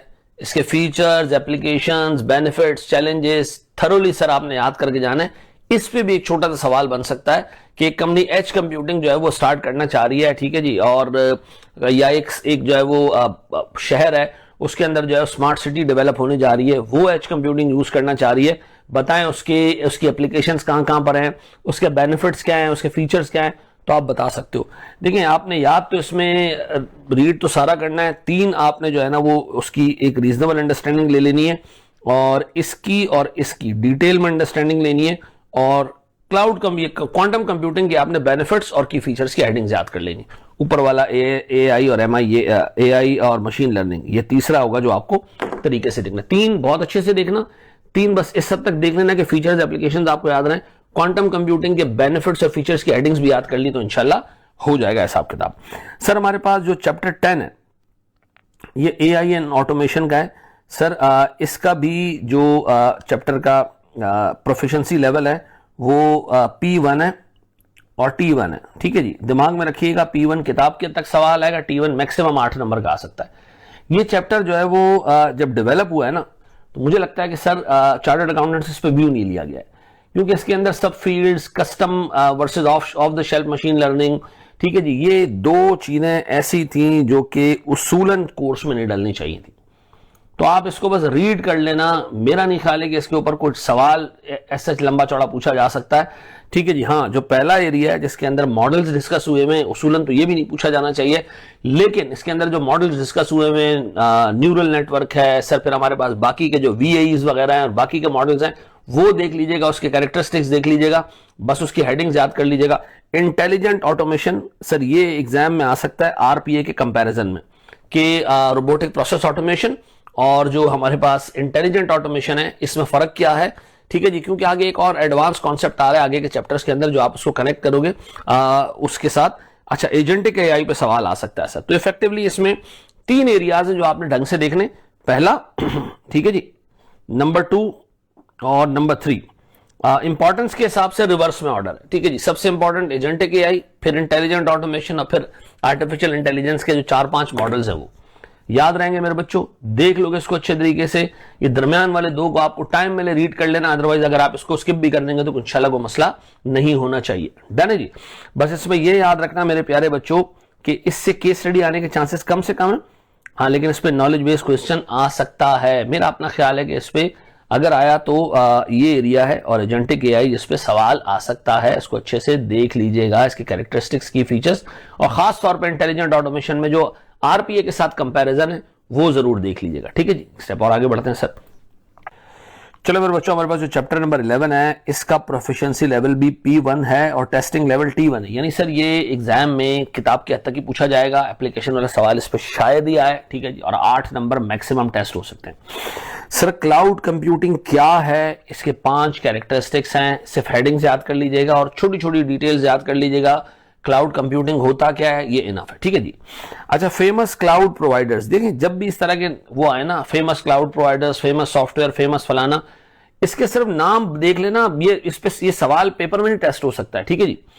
अच्छा, फिर इसलिए मैं कह रहा हूं कि देखिए नाम ये ऐसी चीज है जो नॉलेज बराए नॉलेज है, ये कोई भी बंदा इंटरनेट पे बैठ के निकाल सकता है चीजें, ठीक है। तो मेरा नहीं ख्याल है कि पेपर में ये चीज टेस्ट होगी कि बताएं इसके फेमस क्लाउड प्रोवाइडर्स कौन कौन से, ठीक है जी। अगर आ भी जाए तो 4-5 तो आपको ऐसे याद होंगे सर। माइक्रोसॉफ्ट है हमारे पास, गूगल है हमारे पास, अजूर है हमारे पास, AWS है हमारे पास, यही मैंने आपको 4 गिना दी, ठीक है जी। अलीबाबा है हमारे पास, ठीक है। फिर क्लाउड सर्विस मॉडल्स, ठीक है जी। हमारे पास 3 टाइप के क्लाउड सर्विस मॉडल्स हैं, ठीक है। ये याद रखिएगा इस पूरे चैप्टर में ये 2 बहुत इंपॉर्टेंट एरियाज हैं, ठीक है जी। तीनों मॉडल्स, ठीक है जी। सास पास ये देख लीजिएगा अल्लाह के वास्ते, इनके फीचर्स और इनके यूज केसेस ये बहुत इंपॉर्टेंट है, बहुत इंपॉर्टेंट है। मे भी आपको 3 सिनेरियो दिए जाएं और पूछा जाए कि बताओ उसमें कौन सी क्लाउड सर्विस इस्तेमाल होनी चाहिए, ठीक है जी। कहीं पे आप सॉफ्टवेयर डेवलप कर रहे होंगे, कहीं पर आप जो है वो सिर्फ जो है वो हार्डवेयर ले रहे होंगे, कहीं पर आप जो है वो सर्विस ले रहे होंगे, तो ये तीनों देख लीजिएगा, तीनों मॉडल्स, ठीक है जी। फिर क्लाउड डिप्लॉयमेंट मॉडल्स हैं हमारे पास सर। 4 किस्म के क्लाउड डिप्लॉयमेंट मॉडल्स हैं सर हमारे पास। पब्लिक क्लाउड है, प्राइवेट क्लाउड है, कम्युनिटी क्लाउड है, हाइब्रिड क्लाउड है। इसके फीचर्स और यूज केसेस देख लीजिएगा, ये दोनों बहुत इंपॉर्टेंट एरियाज हैं, ठीक है जी। क्लाउड कंप्यूटिंग के बेनिफिट्स दिए हैं सर, की हेडिंग्स, और उस हेडिंग के अंदर 4 पॉइंट्स हैं हर हेडिंग के अंदर। तो वो हेडिंग तो मेन आपको याद रखनी है, चीजें याद रखनी है, जो सब पॉइंट्स हैं उनकी हेडिंग्स आपको याद रखनी है और ब्रीफ डिटेल्स आपको याद रखनी है, ठीक है जी। फिर क्लाउड में चैलेंजेस, इसके आधे पेज का भी वो नहीं है सर, ये टॉपिक नहीं है। 4-5 हेडिंग्स हैं, छोटी छोटी, एक लाइन की एक्सप्लेनेशन है, बस वो देख लेना। हेडिंग्स भी याद होंगी तो आप कुछ ना कुछ लिख कर आ जाओगे। एप्लीकेशंस देख लेना जी, क्लाउड की एप्लीकेशंस कहां पर हो रही है, खुदा के वास्ते इसमें एग्जांपल्स इग्नोर करना। इसमें एग्जांपल्स में स्पेसिफिक नाम दिए हुए हैं कि कौन कौन सी जो है वो सॉफ्टवेयर्स और कौन कौन सी एप्लीकेशंस मौजूद हैं दुनिया में जो क्लाउड नहीं, आपने इसको याद नहीं करना, आपने सिर्फ हेडिंग्स देख लेनी है बस, ठीक है जी। और सर हमारे पास इसको रीड कर लेना, की ऑब्जेक्टिव्स की हेडिंग्स बस याद कर लेना, या टाइम मिले तो सिर्फ देख लेना। अब इसमें इफेक्टिवली याद करने वाली चीजें हमारे पास हैं, इसकी कैरेक्टरिस्टिक्स हल्की फुल्की, ठीक है जी। ये 2 प्राइम है सर, ये 2 मोस्ट इंपॉर्टेंट है, ठीक है जी। ये देख लीजिएगा ये दोनों, ठीक है जी, यानी ये और ये दोनों, ठीक है जी, ये और ये दोनों, ठीक है। फिर बेनिफिट्स और चैलेंजेस, ये रीजनेबल तक देख लेना, हेडिंग्स याद कर लेना, अंदर की छोटी मोटी चीजें याद कर लेना, लंबी चौड़ी कहानी इसमें नहीं करना। एप्लीकेशन में सिर्फ हेडिंग्स आपने देखनी है। तो इसका मतलब इफेक्टिवली इसमें 2 मेन चीजें और 2 से 3 चीजें ऐसी जिसमें आपने बेसिक अंडरस्टैंडिंग ले लेनी है, इतनी ले लेनी है कि अगर सवाल रिप्रोडक्शन वाला आ गया तो आप उस पर जवाब दे सको। केस स्टडी मेरे हिसाब से सिर्फ और सिर्फ इन्हीं 2 एरियाज पे टेस्ट हो सकती है। इन केस अगर टेस्ट हुई, वैसे P1 T1 में आमतौर पे केस स्टडीज का रूम नहीं बनता, लेकिन अगर एग्जामिनर को पूछना होगा तो यहां से पूछ सकता है, ठीक है। फिर हमारे पास सर चैप्टर 12 है, ब्लॉकचेन और फिनटेक। ये एक ऐसा चैप्टर है मेरे प्यारे बच्चों जो हमारे चार्टर्ड अकाउंटेंट्स के लिए एक इंपॉर्टेंट एरिया है, खासतौर पर फिनटेक, ठीक है जी। इसमें सबसे पहले जो ब्लॉकचेन के मैकेनिज्म्स हैं, ठीक है जी, फीचर्स हैं, टाइप्स हैं और बेनिफिट्स हैं, इस पे आपने थोड़ा सा टाइम लगाना है क्योंकि ये वो एरिया जिससे सवाल बन के आ सकता है, ठीक है जी। फिर डिस्ट्रीब्यूटेड लेजर सर, जिसका ब्लॉकचेन एक टाइप है, blockchain is a type of distributed laser technology, ठीक है जी। और हमारे पास जो टाइप्स हैं उनकी हेडिंग्स देख लीजिएगा, बेसिक फीचर्स देख लीजिएगा। स्पेसिफिक एरिया है, शायद सवाल बने, अगर बने तो सीधा सीधा सवाल होगा, फिनटेक पे सवाल आ सकता है सर। की एरियाज और हेडिंग्स, की एरियाज और हेडिंग्स, फिनटेक आपने तरीके से देखना है, ठीक है जी। फिर सिनर्जी को अगर टाइम मिले तो रीड कर लेना, रीड करना भी बहुत है, ज्यादा लंबी डिटेल में नहीं जाना। तो हमारे पास सर फिनटेक सबसे इंपॉर्टेंट, ठीक है जी। फिर हमारे पास ब्लॉकचेन की इंपॉर्टेंस, और फिर हमारे पास चूंकि डिस्ट्रीब्यूटेड लेजर टेक्नोलॉजी स्पेसिफिक है तो बस इसकी हेडिंग्स देख लीजिएगा, कौन कौन से डिस्ट्रीब्यूटेड लेजर्स मौजूद। डिस्ट्रीब्यूटेड लेजर का मतलब एक ऐसा लेजर जो सबके पास मौजूद हो, और ब्लॉकचेन इसकी एक टाइप है। इसमें और भी बहुत सारे जो है वो है एप्लीकेशंस हैं, बहुत सारे जो है वो कॉन्सेप्ट्स हैं, वो देख लेना। लेकिन अल्लाह के वास्ते ब्लॉकचेन और फिनटेक, इसकी मैकेनिज्म की एरियाज, फीचर्स, टाइप्स, बेनिफिट्स, इन दोनों के आपने तरीके से देखने। डन है जी। फिर हम अच्छा, इसके भी मार्क्स 8 है, P1 और T1 है ये, P1 और T1, यानी जो किताब में लिखा है वही टेस्ट हो सकता है और 8 नंबर से ज्यादा का टेस्ट नहीं हो सकता। हाँ, ये एक चैप्टर है सर जिसपे सवाल बन के आ सकते हैं। 20 नंबर का चैप्टर है सर ये। अच्छी केस स्टडीज यहां से बन के आ सकती हैं, ताकि चैप्टर जो है वो है आसान, ठीक है जी। और नॉलेज बेस भी अच्छा तगड़ा सवाल बन के आ सकता है। डिजिटल डिसरप्शन क्या है, इसके की पॉइंट ध्यान में रख लेना, ठीक है जी, याद कर लेना। मैं तो कहूंगा इस चैप्टर को तमीज से देख के जाना। इस डिस्ट्रप्टिव टेक्नोलॉजीज का बिजनेस पे क्या इंपैक्ट है, सारी हेडिंग्स डिटेल्स के साथ आपने याद करनी। इस पे सवाल आ सकता है कि फला टेक्नोलॉजी जो है वो दुनिया में आ रही है और हमारी कंपनी देख रही है कि जी हम इसको अडॉप्ट नहीं करेंगे, ठीक है जी, हम भाड़ में डाले, हम जो है वो ट्रेडिशनल तरीके से चलेंगे, हम वही बोर्ड और मार्केट से पढ़ाएंगे, ठीक है जी। और अब ये जो कंपनी इसको सिर्फ व्यू कर रही है और इग्नोर कर रही है, फिर वो सवाल पूछेगा कि बताएं इसका क्या इंपैक्ट आ सकता है। आपने बताना है भाई, डिजिटल डिसरप्शन पूरे तरीकेकार को, बिजनेस को चेंज कर देता है। आप नहीं साथ चेंज होगे, बिजनेस से बाहर हो सकते हो आप, तो आपको चेंज होना पड़ेगा, ठीक है। हम भी चेंज हुए, मजबूरन चेंज हुए, हमें भी बड़ा शौक था बोर्ड पे पढ़ाने का, ठीक है जी, लेकिन सर चेंज हुए क्योंकि टेक्नोलॉजी आ गई है सर। फिर IT and data in business strategy बहुत इंपॉर्टेंट है, ये बहुत इंपॉर्टेंट है। खास तौर पे इसमें जो data as a strategic asset है, ये देख के जाना। इस पे अच्छा तगड़ा थ्योरी का सवाल बन के आ सकता है। और आपकी बिजनेस स्ट्रेटजी और आईटी स्ट्रेटजी एक होनी चाहिए। बिजनेस से आपका तेज डिलीवरी आनी चाहिए, और आप एप्लीकेशन जो सॉफ्टवेयर वो बना रहे हो जो क्वालिटी को फोकस करना है, नहीं भाई हमने तेजी को फोकस करना है। कहीं क्वालिटी बिजनेस पे फोकस्ड होगी, कहीं तेजी बिजनेस पे फोकस्ड होगी। तो आप ये देख लीजिएगा जो आपकी बिजनेस स्ट्रेटजी है वही आपकी आईटी स्ट्रेटजी, याद करना है इसको तरीके से। फिर जी आईटी गवर्नेंस फ्रेमवर्क्स, सर ये अल्लाह के वास्ते बस एक दफा देख लेना, रीड कर लेना अगर टाइम मिले, अदरवाइज इतना स्पेसिफिक चीजें आमतौर पर टेस्ट नहीं होती। ICT controls and improvements most important area, एक एक चीज इसकी देख के जाना। और impact on accounting and finance, disruptive technologies का मोस्ट इंपॉर्टेंट एरिया, यानी ये चैप्टर में सिवाय आईटी गवर्नेंस फ्रेमवर्क के बाकी सारी चीजों को आपने थरोली देखना है। 20 नंबर का एरिया है और ये है भी P2 और T2, ठीक है जी। आई डोंट नो इस चैप्टर को इतनी इंपॉर्टेंस क्यों दी गई है, लेकिन इसको अच्छे तरीके से देख लेना। ये 20 मार्क्स के लिए टेस्ट हो सकता है। मुझे लगता है अगर केस स्टडी आई इस सिस्टम वाले एरिया से, तो या तो चैप्टर 7 से आएगी, या बेसिकली मुझे लगता है कि सर यहां से उठ के आ सकती है। डन है मेरे बच्चों, इसमें छोड़ना कुछ भी नहीं है इस चैप्टर के अंदर, घोल के पीना है इसको, ठीक है जी। रट्टा नहीं मारना, रीजनेबल हद तक कर लेना, बहुत अल्लाह खैर करेगा, ठीक है जी। तो सर हमारे पास यहाँ सिस्टम्स का एरिया कंप्लीट हुआ, हमने सिस्टम्स को डिटेल में देख लिया। मैं फिर रिपीट कर दूं अल्लाह के वास्ते, सिस्टम्स में जो केस स्टडी बनने वाले चैप्टर्स हैं वो मुझे लगता है चैप्टर 7 और चैप्टर 13 है, ठीक है जी। और ऊपर डाटा वाले में जो केस स्टडी बन के आ सकती है उसमें चैप्टर 4 यानी बिग डाटा और चैप्टर 6 यानी database normalization and warehousing है, ठीक है जी। आगे बढ़ते हैं सर, रिस्क के ऊपर जाते हैं। बिस्मिल्लाहिर्रहमानिर्रहीम। सर रिस्क एरिया को हम शुरू करते हैं। हमारे पास 4 चैप्टर है रिस्क एरिया में, 14, 15, 16, 17, 20 से 30 नंबर जो है यहां से टेस्ट होंगे। मॉडल पेपर में मुझे एमसीक्यू कोई नजर नहीं आया रिस्क का, तो इसका मतलब है यहां आमतौर पे एक केस स्टडी आएगी और रिप्रोडक्शन वाला क्वेश्चन आएगा, ठीक है।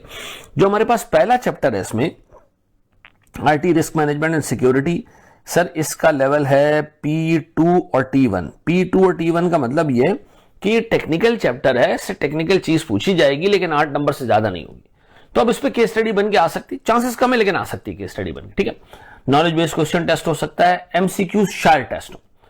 देखिए आप जब चैप्टर शुरू करेंगे ना, शुरू में रिस्क की अंडरस्टैंडिंग है, उसमें 3 एस्पेक्ट्स हैं। जनरल रिस्क मैनेजमेंट के स्टेप्स हैं कि जब रिस्क मैनेज किया जाता है, जरूरी नहीं वो आईटी रिस्क हो, कोई भी कंपनी का रिस्क हो, ठीक है जी। जैसे मिसाल के तौर पर कंपनी मैनेज करना चाहिए, कंपनी के ऑपरेशंस के हिसाब से उस पर क्या रिस्क आएंगे। हम मिसाल के तौर पर टीचिंग करते हैं, हमारे पास क्या रिस्क है सर, टेक्नोलॉजी आएगी, हमसे लोग आगे निकल जाएंगे, सर सेकंड रिस्क ये कि मैं बीमार पड़ सकता हूं। थर्ड रिस्क ये कि भाई पाकिस्तान में बिजली का बहरान आ सकता है, इंटरनेट का बहरान आ सकता है, तो हमारे ऑपरेशन अफेक्ट हो सकते हैं। जनरल रिस्क है, ठीक है। रिस्क, जनरल रिस्क मैनेजमेंट के 4 स्टेप्स हैं, वो आपने याद रखने हैं। फिर हमारे पास आईटी रिस्क मैनेजमेंट के ऑब्जेक्टिव्स हैं, यानी एक ऑर्गेनाइजेशन क्यों आईटी रिस्क को मैनेज करना चाहती है और उसकी स्ट्रेटेजिक इंपॉर्टेंस है। इसमें सिर्फ हेडिंग्स याद कर लेना और अंदर की रीजनेबल डिटेल समझ लेना, याद कर लेना, ताकि आप लिख सको, मोर देन एनफ है, चांसेस कम है इस एरिया से आने के, ठीक है। फिर हमारे पास है आईटी रिस्क मैनेजमेंट के कंपोनेंट्स, ठीक है जी। हाँ, ये फेजेस और प्रोसेसेस हैं, ये आपने ढंग से याद करने हैं, ठीक है जी। इसके चांसेस अच्छे आने के, टेस्ट होने के, ठीक है जी। सारे फेजेस और सर जो इसकी प्रोसेस की हेडिंग्स हैं वो सारी आपने याद करनी है और अंदर की डिटेल्स भी आपने याद करनी है। फिर हमारे पास सर आईटी के रिस्क एंड मिटिगेशन स्ट्रेटजीज हैं। 6 मेजर आईटी रिस्क हैं, ठीक है जी, और उनकी स्ट्रेटजीज दी हुई हैं। और एंड पे आगे जो कंप्लायंस वाला रिस्क है उसके अंदर कुछ टेक्नोलॉजीज दी हुई हैं जो टेक्नोलॉजीज कंप्लायंस से रिलेटेड है। ये एरिया सबसे इंपॉर्टेंट है, यानी इसको आप मार्क कर लें। अगर 8 नंबर का सवाल बनना हुआ तो इस एरिया से बन के आ सकता है। फिर सर हमारे पास आईटी का रोल है, आईटी सिक्योरिटी का, उसमें बहुत सारे कंट्रोल्स दिए हुए, तकरीबन 6-7 कंट्रोल्स दिए हुए, वो अच्छे तरीके से देख लेना। इस पर्टिकुलर चैप्टर के अंदर मेरे प्यारे बच्चों ये 2 एरियाज हैं जिसपे आपने चीजें देखनी है। और अगर मेरे ख्याल से केस स्टडी बन के आती है तो इस वाले एरिया से आ सकती है, किसी एक रिस्क के ऊपर जो है केस स्टडी बन के आ सकती है, किसी 2 रिस्क के ऊपर आ सकती है, लेकिन अच्छे से देख लेना। ऊपर वाले एरिया को आप बस इसको आप तरीके से रीड कर लेना, हेडिंग्स याद कर लेना, इसमें आप चीजें याद कर लेना, हेडिंग्स के अंदर स्लाइड डिटेल्स भी। तीसरे वाले को आपने डिटेल में देखना है, चौथे वाले को भी आपने types of controls, most important है, तरीके और तमीज से देखना है। तो इफेक्टिवली ये 2 मोस्ट इंपॉर्टेंट हो गए, ये रिलेटिवली इंपॉर्टेंट हो गया, ठीक है जी। और ऊपर वाले को आपने अगर रीडिंग भी कर ली और हेडिंग्स भी याद कर ली तो बहुत है। Chapter 15, one of the most important chapters in risk area. 20 number है सर इसके। सुकून से केस स्टडी टेस्ट हो सकती है, एक केस स्टडी इस एरिया में से पूरी टेस्ट होगी 4 चैप्टर्स में से। तो उसमें मुझे लगता है कि ये और चैप्टर 16 2 चैप्टर्स हैं जिसपे केस स्टडी टेस्ट हो सकती है, ठीक है जी। साइबर सिक्योरिटी की फाउंडेशन क्या है? 1.5 पेज का एक डॉक्यूमेंट है, उसको रीड कर लेना, सवाल नहीं बन के आ सकते, उसमें से रीड कर लेना कि साइबर सिक्योरिटी है क्या, उसकी इंपॉर्टेंस क्या है, ठीक है जी। आज हिसाब किताब दुनिया में क्या चल रहा है, 1 पेज का 1.5 पेज का जो है वो सिर्फ उसको रीड कर लेना, और अगर टाइम ना हो तो उसको उठाना और गूगल इस जेमिनी पे डाल के उसकी समरी निकाल के रीड कर लेना बस, ठीक है जी। फिर आ रहे हैं major threats, one of the most important areas, ठीक है जी। 4 मेजर रिस्क हैं, डिटेल में इसकी एक एक चीज याद करनी है आपने, तो मैं लिख देता हूं मोस्ट इंपॉर्टेंट, ठीक है जी। रियल वर्ल्ड सिनेरियोज हैं, एक दफा रीड कर लेना, टाइम मिले तो कर लेना, नहीं तो जाने देना, कोई मसले वाली बात नहीं है। इस पे इस तरह की चीजों पे सवाल नहीं आ सकते, आमतौर पे किसी भी पेपर में नहीं आते। फिर सर हमारे पास डिफेंस स्ट्रेटजीज हैं, ठीक है जी, बहुत इंपॉर्टेंट है। रिस्क और उसके अगेंस्ट डिफेंस स्ट्रेटजीज देख लेना, ठीक है जी, ये भी मोस्ट इंपॉर्टेंट है सर। इसकी एक एक चीज याद करके जाना है, दोनों पे केस स्टडी आ सकती है, मेजर थ्रेट आ सकते हैं और डिफेंस स्ट्रेटजीज पे भी। फिर इमर्जिंग रिस्क, जो मॉडर्न टेक्नोलॉजीज आ रही हैं उससे क्या रिस्क इमर्ज हो रहे हैं, ये भी एक बहुत ही इंपॉर्टेंट एरिया है, ठीक है जी। आपसे सवाल पूछा जा सकता है कि जी मॉडर्न टेक्नोलॉजीज आ रही हैं, हर एक चीज का सोल्यूशन आ रहा है, but these technologies and these solutions are also bringing other risks. तो वो रिस्क क्या हैं वो देख लीजिएगा तरीके से, एआई बेस्ड रिस्क हैं और इस तरह की चीजें अच्छे से देख लेना। फिर हमारे पास सर 5 टेक्नोलॉजीज डिस्कस हुई हुई है रिस्क मिटिगेशन के लिए, ये बहुत अच्छे से देख लेना, इसकी एक एक चीज आपको याद होनी चाहिए। इसका मतलब है हमारे पास major threats, defence strategies, emerging risk और एडवांस टेक्नोलॉजीज, ये आपने बहुत तमीज और तरीके से देखना है, ठीक है जी। बेस्ट प्रैक्टिसेस में हेडिंग्स देख लेना और रीजनेबल डिटेल्स देख लेना, खासतौर पर जो स्पेसिफिक सिस्टम्स हैं, डिकॉय वगैरह और इस तरह की चीजें, ये देख लेना। फिर हमारे पास सर एंड में एक कॉन्सेप्ट है कि हमारे पास जो साइबर सिक्योरिटी के लोग हैं वो शॉर्ट हैं, उसके रीजंस क्या है, वो रीजंस और सॉल्यूशंस की अगर आपने हेडिंग्स भी याद कर ली ना तो मोर देन इनफ है मेरे प्यारे बच्चों, इस पे भी केस आ सकता है। तो इस पर्टिकुलर चैप्टर में ये 5 एरियाज हैं जो आपने तरीके से तमीज से देखने, खास तौर पे ऊपर के 4 एरियाज वो मोस्ट इंपॉर्टेंट है, और नीचे वाला जो एक एरिया है सर वो आपने बस रीजनेबल हद तक रीजंस और सॉल्यूशंस याद कर लेने। सर पहला वाला पार्ट ये जो है ये आप बस रीड कर लो, ये आप बस रीड कर लो, और ये आप बेस्ट प्रैक्टिसेस जो है वो हेडिंग्स देख लेना इसकी अच्छे तरीके से। मे बी इस पे बेस्ट प्रैक्टिस पे, इस पे रिस्क वाले में सवाल आ सकता है, ठीक है जी, ये भी देख लेना तरीके से। तो मोस्ट इंपॉर्टेंट 5 हो गए, ये कंपैरेटिवली इसको हम ग्रीन कर देते हैं, या ये कर देते हैं, ये वो कलर है, ये सेकंड नंबर पे इंपॉर्टेंट है। बाकी जो है वो दो ऐसी चीजें जिसको आपने अगर देख भी लिया तो भी काम हो जाएगा। देखें चैप्टर नंबर 15 को ढंग से देखना, बार बार देखना, बहुत बोर चैप्टर है, बार बार आपको ऐसा लगेगा कि एक चीज कई दफा रिपीट हो रही है लेकिन आपने इस पर टाइम लगाना है, इस पर टाइम लगाना है, इस पर टाइम लगाना है, इससे केस स्टडीज बन के आएंगी। ठीक है जी, तो मैं जो केस स्टडीज बनाऊंगा इसके अंदर वो इसमें और 16वें चैप्टर से बनाऊंगा। ये दोनों चैप्टर्स केस स्टडीज के लिए भी इंपॉर्टेंट है। तो आपने इन 5 हेडिंग्स को बहुत तमीज और तरीके से कवर करके जाना है। याद रहेगा मेरे बच्चों, मैं फिर एक दफा रिपीट कर दूं, रिस्क के अंदर 15वां और 16वां चैप्टर बहुत इंपॉर्टेंट है। दोनों से केस स्टडीज बन के आ सकती हैं। केस स्टडी एक ही बनेगी, या इसमें से बनेगी या उसमें से बनेगी, लेकिन इस चैप्टर को मैं आपसे रिक्वेस्ट करूंगा कि हर दूसरे दिन उठा के चेक करें, हर दूसरे दिन उठा के रीड करें, हर दूसरे दिन उठा के रीड करें, इसको भी और 16वें को भी। ठीक है जी, ताकि आपकी केस स्टडी यहां से पक्की हो जाए। डन है जी, एक स्टेप आगे बढ़ते हैं अल्लाह का नाम लेके। सर चैप्टर 16 20 मार्क्स का है सर, इसकी प्रोफिशिएंसी लेवल भी 2 है, टेस्टिंग लेवल भी 2 है सर।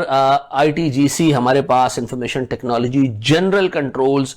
ठीक है जी, इंट्रोडक्शन पहला पेज है हमारे पास, रीड कर लेना, तकरीबन क्वार्टर ऑफ अ पेज है, टेक्निकल चीज नहीं है क्या ITGC वो उसमें लिखा हुआ है। ठीक है जी, फिर की ऑब्जेक्टिव्स हैं, 4 की ऑब्जेक्टिव्स हैं, अल्लाह के वास्ते इसको जरा तरीके से देख लेना, इसकी हेडिंग्स और थोड़ी बहुत डिटेल्स करके चले जाना। ये वो एरिया है जो रट्टे वाला एरिया है। ठीक है जी, ये देख लेना, और इसके नीचे जो इंपॉर्टेंस आ रही है 6 पॉइंट्स की, ये भी रट्टे वाला एरिया, ये दोनों रट्टे वाले एरिया, ऐसे केस स्टडी नहीं बन सकती है। आप देख लेना, हेडिंग्स याद कर लेना एटलीस्ट की, रट्टे वाले एरिया। अब फिर नीचे आते हैं सर 3 मेजर एरियाज जिसमें दबा के केस स्टडीज आ सकती है सर, यानी केस स्टडी यहां से पूछी जा सकती है। एक तो हमारे पास इंफॉर्मेशन टेक्नोलॉजी जनरल कंट्रोल्स के की कंपोनेंट्स, यानी 5 मेजर कंट्रोल्स हैं, मेजर कंट्रोल्स हैं 5। ये आपने ढंग तरीके से याद करना है। खास तौर पे सर इसमें जो सब हेडिंग्स हैं, डिटेल में एक एक चीज इसको याद करना है भाई, सीधी बात है, इससे केस स्टडी बन के आ सकती है। फिर हमारे पास इंप्लीमेंटेशन स्टेप्स हैं, 5 स्टेप्स हैं, इसमें सब हेडिंग्स हैं, ये भी आपने याद करना है, पूरी दिल से याद करना है आपने, इस पे भी जो है वो केस स्टडीज बन के आ सकती है। फिर हमारे पास सर चैलेंजेस हैं ITGC को मैनेज करने के, ये भी 5 चैलेंजेस हैं। ये बहुत ही कॉम्प्लेक्स टाइप का एरिया है और बहुत ही रिडंडेंट एरिया, बार बार एक जैसी चीजें आ रही होंगी, लेकिन इसमें एटलीस्ट हेडिंग सब हेडिंग्स याद कर लेना। ठीक है जी, ऊपर वाले 2 से केस स्टडी बनने के चांसेस ज्यादा हैं, यहां से केस स्टडी आ सकती है, मना नहीं है, क्योंकि एक ऐसा एरिया जिससे इस चैप्टर से केस आना है। पर इसकी आपने जो है ना वो हेडिंग्स अच्छे से याद करके जानी। इसका मतलब है ऊपर वाले पेज, ऊपर वाला पार्ट को सिर्फ रीड करना है, नीचे वाले 2 का आपने हेडिंग्स का रट्टा मारना है, नीचे वाले 3 को आपने डिटेल में देखना है ताकि आप केस स्टडीज अटेम्प्ट कर सकें। और खास तौर पे की कंपोनेंट्स और इंप्लीमेंटेशन जो वो है, इंप्लीमेंटेशन स्टेप्स हैं, इंप्लीमेंटिंग जो स्टेप्स हैं ITGC को इंप्लीमेंट करने की, वो ये 2 एरियाज हैं जिसपे अच्छी केस स्टडी, तगड़ी केस स्टडी बन के आ सकती है। डन है जी। अच्छा जी, फिर हम एक स्टेप और आगे बढ़ते हैं। हमारे पास आखिरी चैप्टर सर, चैप्टर 17 8 नंबर का टेस्ट हो सकता है सर, ये भी P2 और T1 है, ऐसा ही मैं चेक कर लूं, ये P2 T1 है, हाँ बिल्कुल ये P2 T1 है। ठीक है, जिसका मतलब इस पर टेक्निकल सवाल आ सकता है, छोटा मोटा केस भी बन के आ सकता है।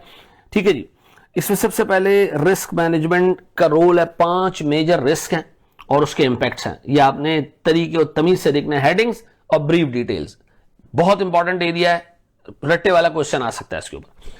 फिर सर ये जो एरिया है ना, इस पे रट्टे वाला बेहतरीन सवाल बन के आ सकता है। ICT का रोल रिस्क आइडेंटिफाई करने में, रिस्क को मिटिगेट करने में और रिस्क को रिपोर्ट करने में, 3 रोल्स हैं इसके, ये तीनों आपने हेडिंग समेत छोटी छोटी चीजें समेत याद करनी है।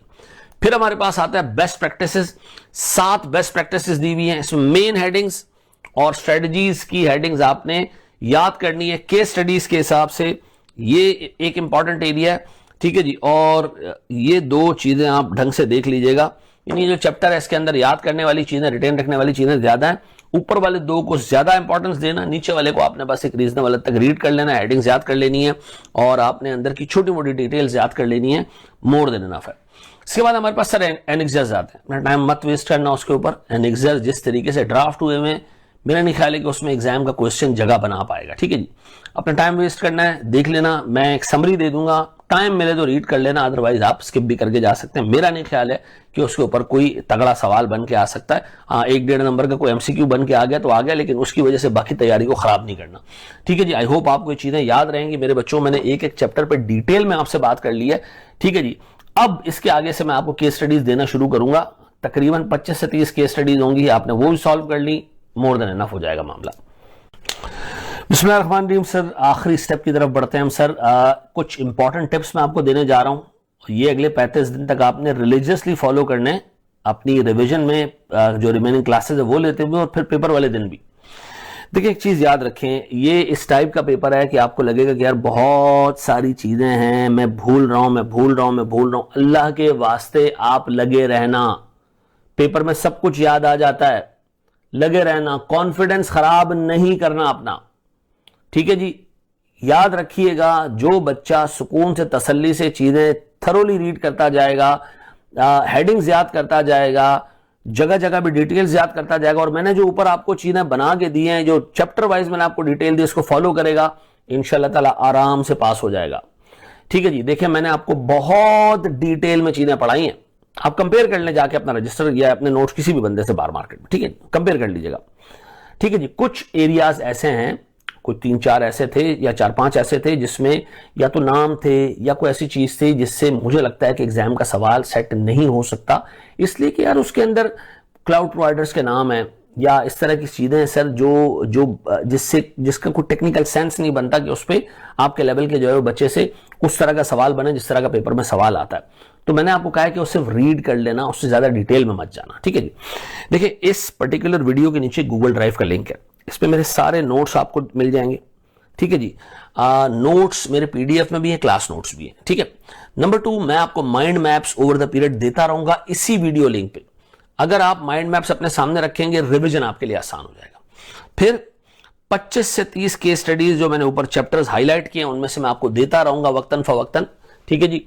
और अटेम्प्ट तक मैं आपको 25 से 30 केस स्टडीज पूरी करके दे दूंगा विद वीडियो सोल्यूशन। अब आराम से उसको देख सकते हैं और चीजें लेके चल सकते हैं। अल्लाह के वास्ते वर्ड टू वर्ड चीजों का रट्टा लगाओगे तो कंफर्म फेल हो जाओगे, ठीक है जी। हेडिंग्स का रट्टा लगाना है आपने, उसके अंदर के कंटेंट्स को बार बार रीड करना है ताकि आप उससे मिलती जुलती चीज रिप्रोड्यूस कर सकें। 100% नहीं, ठीक है जी। एग्जाम्पल्स आपने रीड करनी है, रट्टा नहीं लगाना। एग्जाम्पल सिर्फ अंडरस्टैंडिंग के लिए, रट्टा लगाने के लिए नहीं है, ठीक है जी। और खुदा के वास्ते रोज इसको 2 से 2.5 घंटे 3 घंटे दें, डाटा को रिपीट करें, बार बार रिपीट करें। पहला चैप्टर पढ़ा, अगले दिन दूसरे चैप्टर पे गए, फिर पहला चैप्टर रिवाइज किया, अगले दिन तीसरे चैप्टर पे गए, फिर 1 और 2 रिवाइज साथ कर लिए। ऐसा होता जाएगा जो पुराने चैप्टर्स हैं वो आपके लिए इतने सॉलिड हो जाएंगे, वो तरीके और तमीज से देख के जाइएगा, ठीक है जी। मैंने आपको कहा कि आप चैप्टर नंबर 1 ढंग से देख लेना, चैप्टर नंबर 4 ढंग से देख लेना, ठीक है जी, जिसमें बिग डाटा है। चैप्टर नंबर 6 ढंग से देख लेना, डाटा नॉर्मलाइजेशन का है। चैप्टर 7 जो है वो आर्किटेक्चर का है। सर हमारे पास जो चैप्टर 13 है डिसरप्टिव टेक्नोलॉजीज का, वो अच्छे से देख लेना। डिसरप्टिव टेक्नोलॉजीज कह रहा हूं, डिसरप्शन का चैप्टर है जो बिजनेस के ऊपर डिसरप्शन लेकर आया, वो देख लेना। सर चैप्टर 15 और 16 रिस्क के देख लेना। ये वो चैप्टर्स हैं जिससे केस स्टडीज बन के आएंगी। तमीज और तरीके से इन चैप्टर्स को देख लेना, बाकी को आप रीजनेबल कर लेना, ठीक है जी। खुदा के वास्ते कॉन्फिडेंट रहें। आप अगर कॉन्फिडेंट रहोगे, चीजें रिटेन रहेंगी, आप आराम से पेपर निकाल लोगे। चीजें रिटेन रह जाती हैं, पेपर में चीजें याद आ जाती, घबराना नहीं, ठीक है जी। पूरा टाइम मैं इंशाल्लाह आपके साथ हूं, मेरी टीम आपके साथ है। मोहम्मद अली ने जान तोड़ कोशिश की आपके साथ। खुदा के वास्ते इन चीजों का पूरा बेनिफिट लें जो आपको दी जा रही है। इसी वीडियो के नीचे गूगल ड्राइव का लिंक है जो कि मैं आहिस्ता आहिस्ता पॉपुलेट करता जाऊंगा, ठीक है जी, उसमें चीजें भरता जाऊंगा। दुआ कीजिएगा अपने लिए भी, मेरे लिए भी। हमने बहुत मेहनत की है और इंशाल्लाह ताला ये पेपर हम जबरदस्त तरीके से जो है वो कामयाब होंगे इसके अंदर और ग्राउंड करके आएंगे इसको इंशाल्लाह ताला। अस्सलाम वालेकुम, जज़ाकल्लाहु खैरन। अहमद रज़ा मीर।